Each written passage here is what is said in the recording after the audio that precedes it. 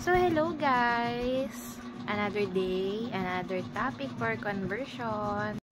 So, ang topic natin for today is Pluxee.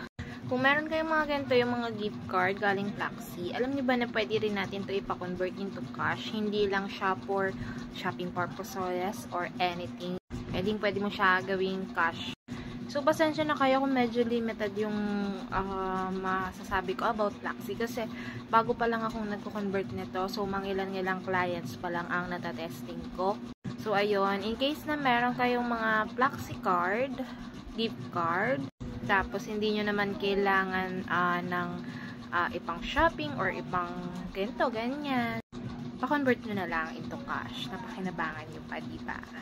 So, ayan, in case na meron kayong mga Pluxee gift card dyan na gusto nyo maging cash, message nyo lang ako sa aking Facebook account, Anjesly Pilierba. Make sure na makipag-video call para maiwasan ang poser. Ayun lamang.